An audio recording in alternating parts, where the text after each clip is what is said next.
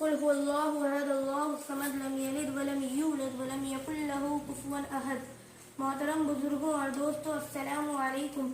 میں کوئی مقرر نہیں کی تقریر کر سکوں، مگر جو میرے استاد نے مجھے سکھایا آپ سبھی کے سامنے پیش کرنا چاہتی ہوں، اسے غور سے سنیں۔ میں نے ابھی آپ سبھی کے سامنے قرآن پاک کی ایک سورت کی تلاوت کی ہے، جس کا مطلب ہے کہ اے نبی صلی اللہ علیہ وسلم کہہ دو کہ اللہ ایک ہے، اللہ بے نیاز ہے، اس نے نہ کسی کو جنا اور نہ جنا گیا، اور اس کا کوئی ہمسر نہیں۔ محترم بزرگوں اور دوستوں، جب ہم کسی مشین کو دیکھتے ہیں تو کہتے ہیں کہ اسے کسی انسان نے بنایا ہے، کیونکہ یہ خود نہیں بنی ہے، حالانکہ اس انسان جس نے بنایا ہے اسے وہ دکھائی نہیں دے رہا ہم کو۔ اسی طرح یہ چاند، یہ سورج، یہ زمین، یہ آسمان، یہ ندیاں کسی نے بنایا ہے، حالانکہ بنانے والے ہمیں دکھائی نہیں دے رہا۔ ان سب چیزوں کو بنانے والے کا نام اللہ ہے۔ اگر کسی اسکول میں دو پرنسپل ہوں تو اسکول کا نظام نہیں چل سکتا، پہلا کچھ حکم دے گا تو دوسرا اس کے خلاف کچھ حکم دے گا۔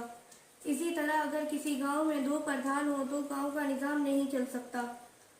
اسی طرح اس پوری دنیا میں دو یا دو سے زیادہ خدا نہیں، ورنہ اس دنیا کا نظام نہیں چل سکتا۔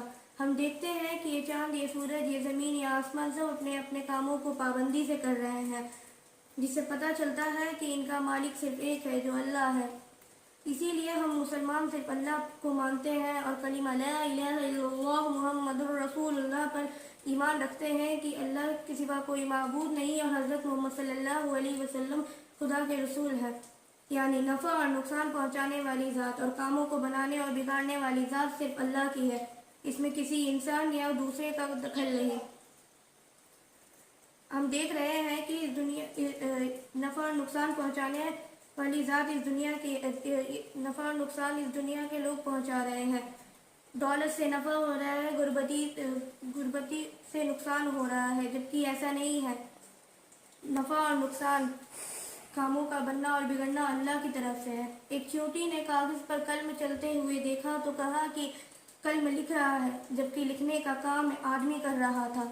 چیونٹی کو آدمی نظر نہیں آتا۔ اسی طرح ہم دنیا کے لوگ اور چیزوں سے نفع اور نقصان ہوتا دیکھ کہہ رہے ہیں کہ دنیا کے لوگ اور چیزیں کاموں کو بنا اور بگاڑ رہے ہیں، یعنی وہی معبود ہے، مگر ایسا نہیں ہے۔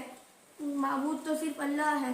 اللہ ہمیں اپنی طاقت و قدرت کی سمجھ اور اپنے ذات عالی کا یقین عطا فرمائے۔